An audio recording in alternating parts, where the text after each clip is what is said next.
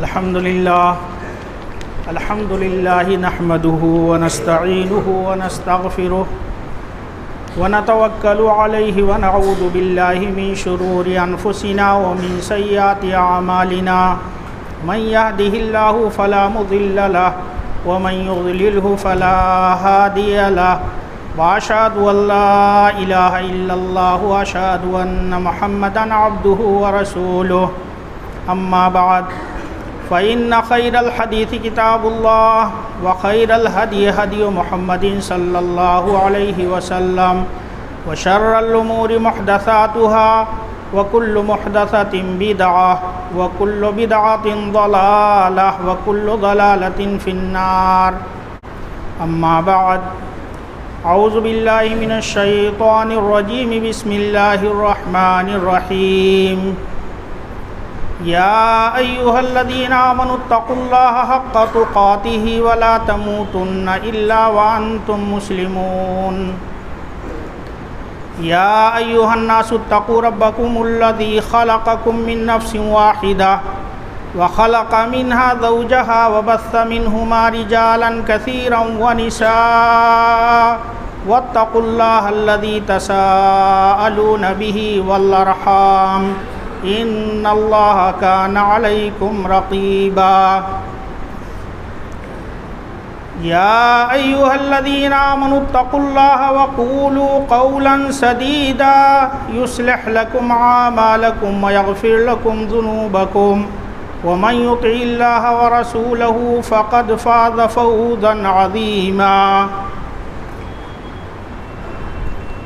وقال الله تعالى في موضع آخر إن الله يأمر بالعدل والإحسان وإيتاء ذي القربى وينهى عن الفحشاء والمنكر والبغي يعظكم لعلكم تذكرون۔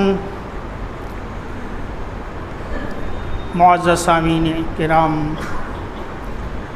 اسلامی بھائیوں اور بزرگوں، ماؤں اور بہنوں اور عزیز طلباء، آخر میں جو آیت کریمہ تلاوت کی گئی ہے بہت ہی عظیم اور جامع آیت ہے۔ اس آیت کریمہ کی اہمیت کا اندازہ آپ کو اس بات سے ہو سکتا ہے کہ نبی کریم صلی اللہ علیہ وسلم ہر خطبہ جمعہ میں اس کے پڑھنے کا التزام کرتے تھے۔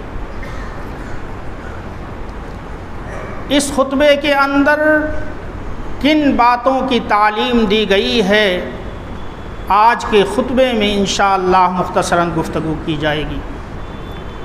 اس آیت کریمہ کے اندر اللہ رب العالمین نے ہمیں 3 باتوں کا حکم دیا ہے اور 3 چیزوں سے روکا ہے۔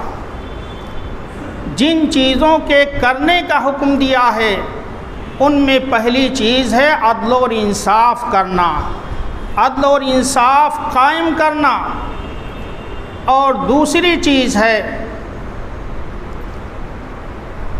احسان کرنا، اور تیسری چیز ہے قرابت داروں کو دینا اور ان کے حقوق کو ان کی طرف لوٹانا۔ اور جن چیزوں سے روکا اور منع کیا ہے ان میں فحش کام، فحش باتیں ہیں۔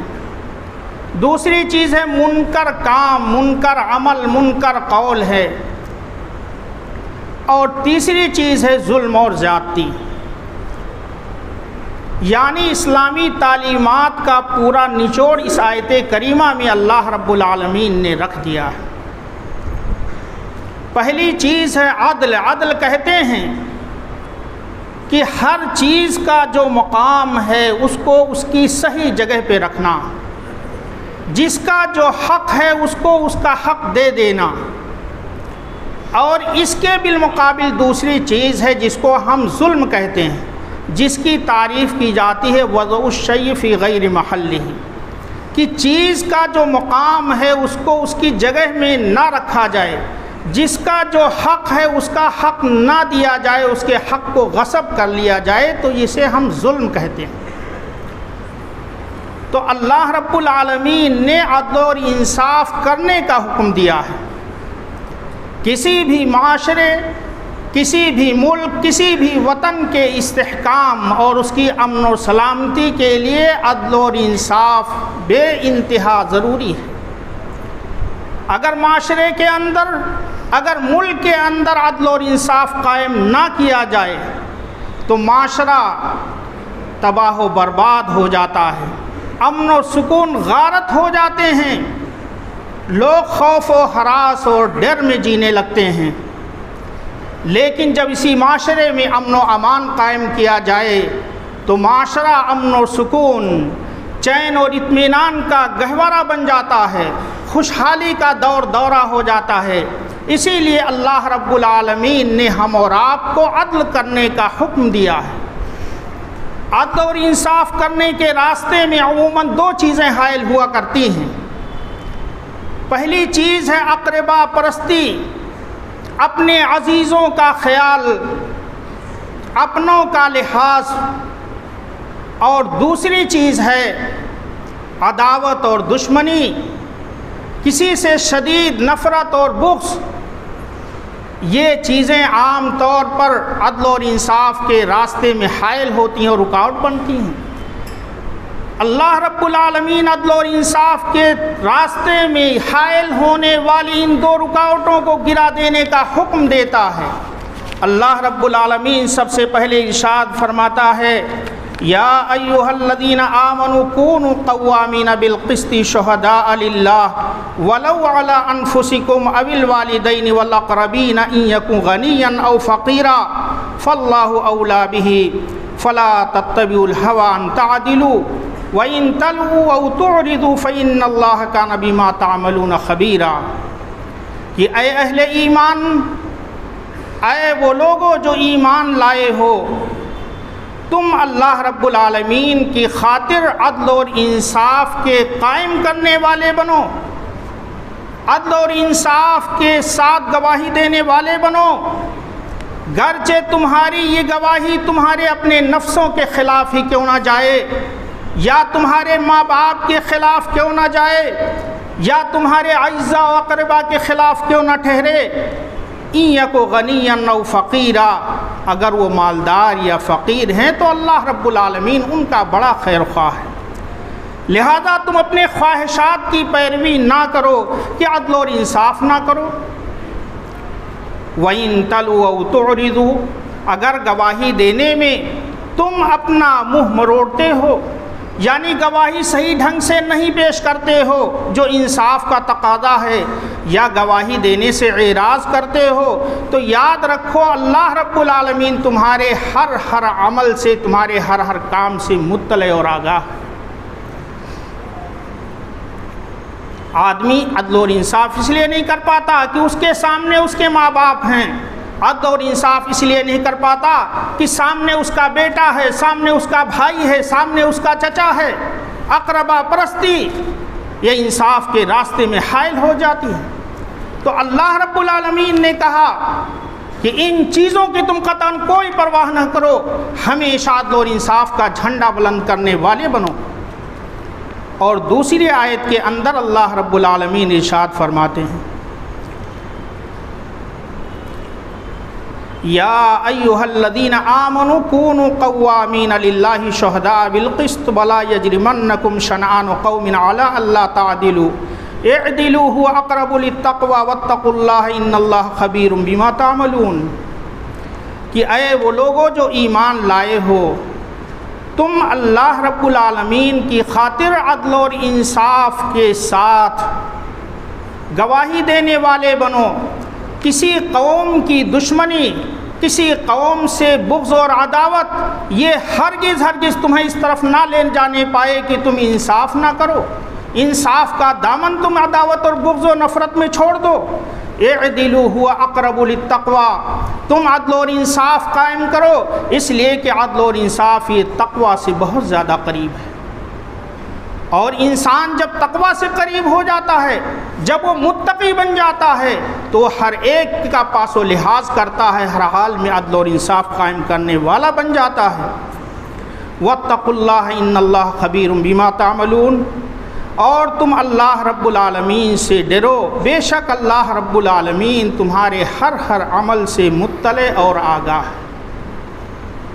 ان دونوں آیتوں کے اندر اللہ رب العالمین نے بتایا کہ جو بھی معاملہ تمہارے سامنے آئے اس کے اندر تم عدل اور انصاف کا ترازو اتنا مضبوط اور سیدھا رکھو کہ شدید ترین محبت اور شدید ترین عداوت بھی اس کے پلڑے کو ذرہ برابر بھی نہ جھکا سکے۔ اللہ رب العالمین نے دوسری جگہ ہر ایک کے ساتھ عدل اور انصاف کا قائم کرنے کا حکم دیتے ہوئے فرمایا ان اللہ یامرکم ان تؤدوا الامانات الی اہلھا وَإِذَا حَكَمْتُمْ بَيْنَ النَّاسِ أَن تَحْكُمُوا بِالْعَدْلِ إِنَّ اللَّهَ نِعِمَّ مَا يَعِظُكُم بِهِ إِنَّ اللَّهَ كَانَ سَمِيعًا بَصِيرًا۔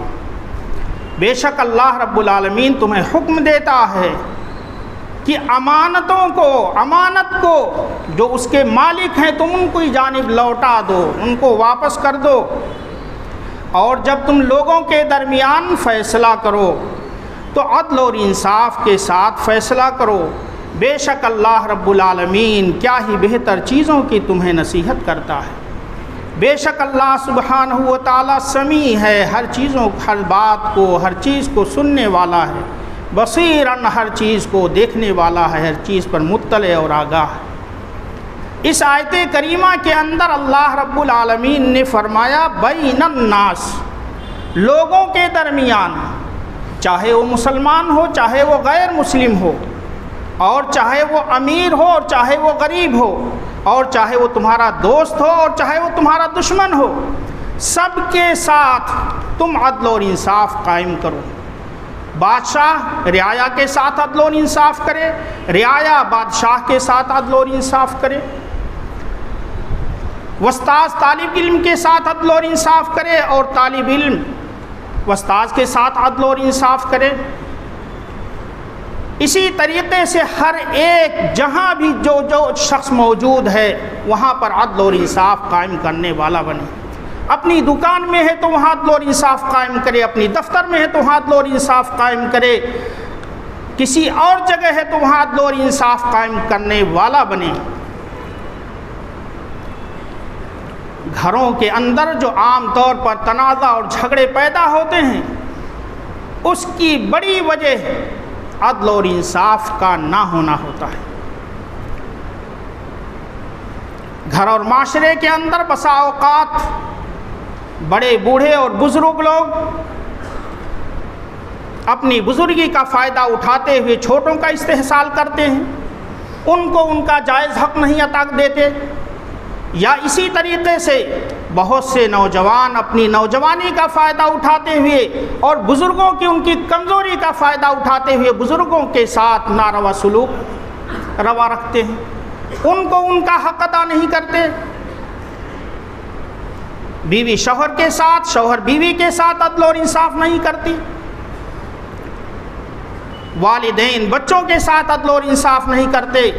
اسی لیے اللہ رب العالمین نے حکم دیا کہ تم گھروں کے اندر بھی عدل اور انصاف کرو، اپنی بیوی بچوں کے ساتھ بھی عدل اور انصاف کرو۔ اللہ رب العالمین کا ارشاد ہے فَإِنْ خِفْتُمْ أَلَّا تَعْدِلُوا فَوَاحِدَةً أَوْ مَا مَلَكَتْ أَيْمَانُكُمْ، اگر تم دوسری شادی کرنے کے خواہش مند ہو لیکن تمہیں خوف ستا رہا ہے کہ ان دو بیویوں کے درمیان عدل اور انصاف نہیں کر پاؤ گے، دونوں کے نان و نفقہ میں، رہائش کے اندر تم عدل اور انصاف اور بہت ساری چیزوں کے عدل اور انصاف نہیں کر سکو گے، تو اپنے دل سے خواہش نکال دو، ایک پر اتفاق کرو، او ما ملکت ایمانکم، یا تم ایک بادی یا ایک لوڈی پر اتفاق کرو۔ اگر عدل اور انصاف قائم کرنے کا پختہ یقین ہے تب تو تمہارے لیے جائز ہے کہ تم دوسری شادی کرو۔ اسی طریقے سے ضروری ہے کہ والدین اپنے بیٹوں کے درمیان بھی عدل اور انصاف قائم کرنے والے بنیں۔ نعمان بن بشیر رضی اللہ تعالیٰ عنہ بیان کرتے ہیں کہ میرے باپ نے مجھے کچھ عطیہ دیا، کچھ چیزیں مجھے ہبہ کی، بعض روایتوں میں غلام کا ذکر آتا ہے، تو ان کی ماں نے کہا کہ میں اس سے راضی نہیں ہوں، یہاں تک کہ آپ اس ہبہ پر، اس عطیے پر نبی کریم صلی اللہ علیہ وسلم کو گواہ بنائیں۔ نبی کریم صلی اللہ علیہ وسلم کی خدمت میں وہ پہنچے اور کہا کہ میں نے اپنے اس بیٹے کو فلاں چیز، فلاں مال ہبہ کیا ہے، میں چاہتا ہوں کہ آپ اس پر گواہ بن جائیں۔ نبی کریم صلی اللہ علیہ وسلم نے پوچھا انحلت کل ابنی مثل ھذا، کیا تم نے اپنے ہر بیٹے کو اسی طریقے سے مال دیا ہے، اسی طریقے کی عطیہ سے نوازا ہے؟ تو انہوں نے کہا نہیں۔ تو نبی کریم صلی اللہ علیہ وسلم نے فرمایا اشہد علی ھذا غیری فانی لا اشہد ولا جور، تم اس پر کسی اور کو گواہ بناؤ، میں ظلم و زیادتی کے کام پر گواہ نہیں بن سکتا۔ نعمان بن بشیر رضی اللہ تعالیٰ عنہ کہتے ہیں فرجع ابی فرد تلک الصدقہ، تو میرے باپ واپس آئے اور انہوں نے یہ صدقہ واپس لے لیا۔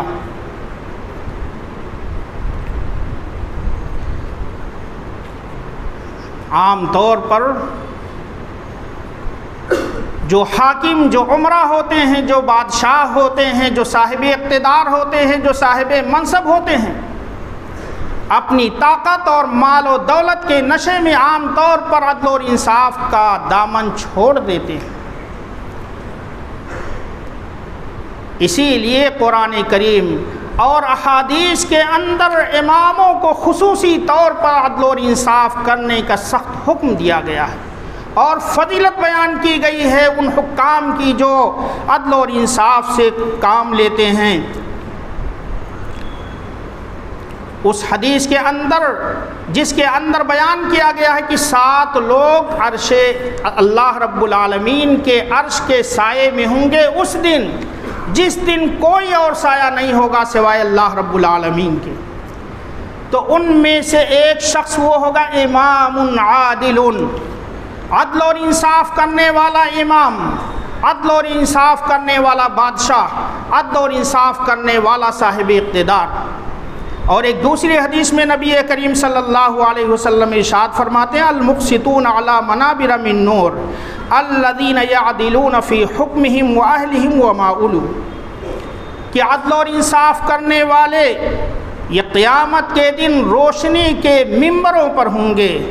یہ وہ لوگ ہوں گے جو اپنے فیصلے کے اندر عدل اور انصاف کرتے ہیں، اپنے اہل و عیال کے اندر اپنی رعایا کے تعلق سے عدل اور انصاف کرتے ہیں، اور جس کی ذمہ داری انہیں حوالے کی گئی ہے اس کے اندر وہ عدل اور انصاف کرتے ہیں۔ عدل اور انصاف کے راستے میں بسا اوقات ایک اور چیز حائل ہو جاتی ہے، وہ ہے کسی اثر و رسوخ کرنے والے کی سفارش اور اس کا دباؤ۔ آدمی تو عدل اور انصاف کرنا چاہ رہا تھا، لیکن کسی بڑے آدمی کی، صاحب اثر و رسوخ کی اس کے پاس سفارش آتی ہے، اس کا دباؤ بنتا ہے، اس لیے آدمی جھکنے پہ مجبور ہوتا ہے۔ لیکن اسلام نے اس سے بھی سختی کے ساتھ منع فرمایا ہے کہ حق کے معاملے میں خواہ کوئی بھی ہو اس کی سفارش قبول نہیں کی جائے گی، کتنا بھی عزیز کیوں نہ ہو، کتنا بھی محبوب کیوں نہ ہو، اس کی سفارش قطعاً قبول نہ کی جائے گی۔ واقعہ ہے، قبیلے مخزوم کی ایک عورت نے چوری کر لی۔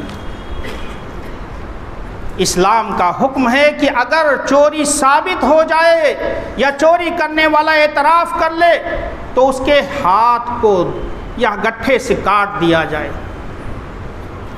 یہ عورت بھی حد کی مستحق ہوئی، لیکن بہت ہی باعزت گھرانہ تھا، قبیلے قریش کی ایک شاخ۔ پورے گھر والے، پورے خاندان والے پریشان ہوئے کہ قبیلے کی ناک کٹ جائے گی، یہ معاملہ ہر جگہ اجاگر ہو جائے گا اگر اس عورت کا ہاتھ کاٹا گیا۔ لوگوں نے مشورہ کیا کہ اس معاملے میں نبی کریم صلی اللہ علیہ وسلم سے سفارش کی جائے۔ سوال یہ اٹھا کہ سفارش کون کرے، کون یہ جرات کرے نبی کریم صلی اللہ علیہ وسلم کے سامنے بات رکھنے کی؟ لوگوں نے مشورہ دیا کہ اسامہ بن زید رضی اللہ تعالی عنہ نبی کریم صلی اللہ علیہ وسلم کے بہت زیادہ عزیز ہیں، ان کا لقب تھا حب رسول اللہ، رسول اللہ صلی اللہ علیہ وسلم کے محبوب اور چہیتے۔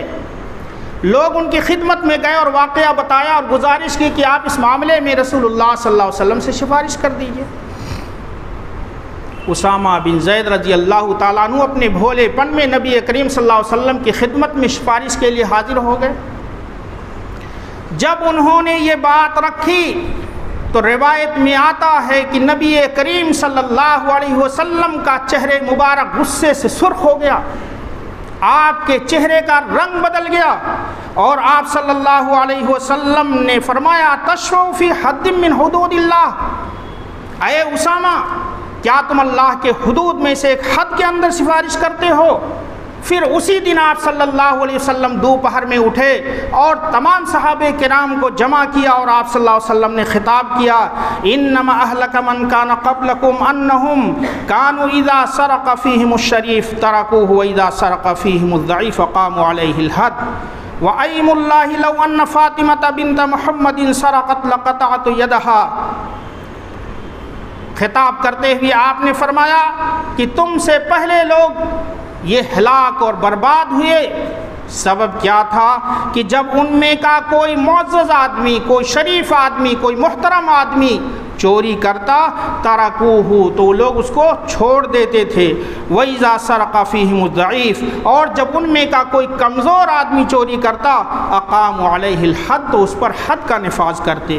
اللہ کی قسم اگر فاطمہ بنت محمد، فاطمہ جو میری لخت جگر ہے، جو میری بیٹی ہے، اگر یہ بھی چوری کرتی تو ان کا میں ہاتھ کاٹتا۔ انصاف کے راستے میں میں نہیں دیکھتا کہ یہ میری بیٹی ہے یا میری لخت جگر ہے۔ ہر حال میں عدل اور انصاف کا قیام ہونا چاہیے۔ اسی طریقے کا ایک اہم واقعہ عمر بن فاروق رضی اللہ تعالیٰ عنہ کے دور حکومت میں پیش آیا۔ غسان کا بادشاہ مسلمان ہو کر کے آیا تھا، خانہ کعبہ میں طواف کر رہا تھا، شاہانہ جوڑا، شاہی جبہ اتنا لمبا تھا کہ فرش سے گھسٹ رہا تھا، پیچھے ایک بدو بھی طواف کر رہا تھا، اس کا پیر اس کپڑے پہ پڑ گیا، پیچھے اس نے مڑ کر کے دیکھا کہ ایک دیہاتی، ایک گنوار آدمی ہے، اور اس نے ایک تھپڑ زوردار اس کے گال پر رسید کر دیا۔ معاملہ عمر بن فاروق رضی اللہ تعالیٰ عنہ کی دربار میں پہنچا، انہوں نے جبلہ ابن ایہم کو طلب کیا اور پوچھا کہ کیا تم نے ان کو تھپڑ مارا ہے؟ اس نے اعتراف کیا۔ عمر فاروق رضی اللہ تعالیٰ عنہ نے کہا کہ تب تو تمہیں بدلہ دینا پڑے گا، یا تو تم ان کو راضی کر لو۔ وہ وقت مانگتا ہے کہ مجھے ایک دن کا وقت دے دیا جائے۔ عمر رضی اللہ تعالیٰ عنہ اس بدو سے پوچھتے ہیں کہ کیا ایک دن کا وقت دینے کے لیے تم تیار ہو؟ اس نے ہاں کی، وقت مل گیا، لیکن راتوں رات وہ فرار ہو گیا۔ تو عدل اور انصاف کے راستے میں کسی بڑی سے بڑی مصلحت کی کوئی پرواہ نہیں کی جائے گی، ہر حال میں عدل اور انصاف قائم کیا جائے گا۔ اور آگے اللہ رب العالمین نے احسان کا حکم دیا ہے۔ احسان کہتے ہیں کسی چیز کو اچھے طریقے سے، اچھے ڈھنگ سے کرنا۔ ایک احسان تو عبادت کے اندر ہے، یعنی بندوں پر اللہ رب العالمین کا جو حق ہے کہ بندے اللہ رب العالمین کی عبادت کریں، تو اس عبادت کو وہ اچھے ڈھنگ سے ادا کرے۔ اور اس احسان کی عبادت کے اندر یہ تعریف کی گئی ہے، جیسا کہ حدیث جبریل میں آتا ہے کہ جبریل علیہ السلام انسانی شکل میں نبی کریم صلی اللہ علیہ وسلم کے سامنے آئے اور زانوئے طلب مستح کر کے بیٹھا اور آپ صلی اللہ علیہ وسلم سے سوال جواب کرنے لگے دین کے تعلق سے۔ انہی سوالوں میں سے ایک سوال تھا مل احسان، احسان کیا ہے؟ نبی کریم صلی اللہ علیہ وسلم نے کہا کہ جو پوچھ رہا ہے وہ مجھ سے زیادہ جانکار ہے۔ تو فرمایا جبریل علیہ السلام نے ان تعبد اللہ کانک تراہ فإن لم تکن تراہ فإنہ یراک، کہ تم اللہ کی عبادت کرو جیسے کہ تم اللہ کو اپنے سامنے دیکھ رہے ہو. اور اگر یہ تصور قائم نہ ہو سکے تو یہ تصور تو ہر حال میں ہونا چاہیے کہ اللہ رب العالمین ہمیں دیکھ رہا ہے، ہمارے ہر حرکت پر نظر رکھے ہوئے ہے. تو یہ تو ہوا عبادت کے اندر احسان. دوسرا احسان ہوتا مخلوق کے ساتھ کہ کوئی بندہ، کوئی اللہ رب العالمین کے مخلوق پریشان حال ہے، کوئی محتاج ہے، کوئی پریشانی سے، کسی مصیبت سے دور ہے، کسی مصیبت سے دوچار ہے، تو اس کی مصیبت اور پریشانی دور کی جائے، اس کی مدد کی جائے. نبی کریم صلی اللہ علیہ وسلم کا ارشاد ہے، من نفس عن مسلم کربۃ نفس اللہ عنہ کربا من کرب یوم القیامہ. جو شخص کسی مسلمان سے اس کی ایک پریشانی دور کرتا ہے تو اللہ تبارک و تعالیٰ اس کے بدلے قیامت کے دن اس کی پریشانی دور فرمائیں گے. اور جو کسی تنگ دست پر آسانی پیدا کرے گا تو اللہ تبارک و تعالیٰ اس کے لیے راستہ ہموار کرے گا، اس کے لیے آسانی پیدا کرے گا. اور جو کسی شخص کے مدد میں ہوگا تو اللہ تبارک و تعالیٰ اس کی مدد میں ہوگا. فرمایا ایک دوسری حدیث میں، الساعی علی الارملۃ والمساکین کالساعی فی سبیل اللہ. بیواؤں اور مساکین کی مدد میں دوڑ بھاگ کرنے والا ایسے ہی ہے جیسے اللہ کے راستے میں وہ بھاگ دوڑ کرنے والا ہو. راوی کہتے ہیں احسبہ قال، میرا خیال یہ ہے کہ آپ نے فرمایا کہ اس قیام کرنے والے کی طرح سے ہے جو نمازوں کے لیے کھڑا ہوتا اور کمزور نہیں پڑتا، یا اس روزے دار کی طرح سے ہے جو افطار نہیں کرتا، یعنی مسلسل روزے رکھے رہتا ہے. ایک اور حدیث میں نبی کریم صلی اللہ علیہ وسلم نے اشارہ کر کے فرمایا، انا وکافل الیتیم ھکذا، کہ میں اور یتیم دونوں اس طریقے سے ہیں. اس طریقے سے نبی کریم صلی اللہ علیہ وسلم نے فضیلت بیان فرمائی. احسان کی ایک شکل یہ بھی ہے کہ آدمی عفو درگزر سے کام لے، اپنے دشمنوں کو معاف کر دے، غصے کو پی جائے. اللہ رب العالمین فرماتے ہیں، سارعوا الی مغفرۃ من ربکم وجنۃ عرضها السماوات والارض اعدت للمتقین، کہ تم اپنے رب کی جانب سے مغفرت اور اس جنت کی طرف لپکو اور تیزی سے بڑھو جس کی چوڑائی آسمان اور زمین کے برابر ہے، جو متقیوں کے لیے تیار کی گئی ہے، جو خوشحالی اور بدحالی دونوں صورتوں میں خرچ کرتے ہیں. والکاظمین الغیظ، اور جو غصے کو پی جاتے ہیں، لوگوں کو معاف کر دیتے ہیں. بے شک اللہ رب العالمین احسان کرنے والوں سے محبت کرتا ہے. عفو درگزر کی مثال اگر سیرت طیبہ میں دیکھنی ہے تو فتح مکہ کا واقعہ یاد رکھیے. جب مکہ فتح ہو گیا تو آپ کے سامنے مکہ کے بڑے بڑے مجرمین آپ کے سامنے کھڑے تھے، سر جھکائے کھڑے تھے، اور انہوں نے آپ صلی اللہ علیہ وسلم کو جو تکلیفیں پہنچائی تھی، جو ایذائیں دی تھی، آپ کے صحابہ کرام پر جو ظلم و زیادتی کی تھی، ساری چیزیں آپ کے سامنے تھیں. لیکن آپ صلی اللہ علیہ وسلم نے ساری چیزوں کو بھلاتے ہوئے فرمایا، اذهبوا انتم الطلقاء، جاؤ تم سب کے سب آزاد ہو، لا تثریب علیکم اليوم، آج کے دن تم پر کوئی مواخذہ نہیں ہوگا. اس طریقے سے نبی کریم صلی اللہ علیہ وسلم نے انہیں عفو درگزر سے کام لیتے ہوئے سب کو معاف فرما دیا.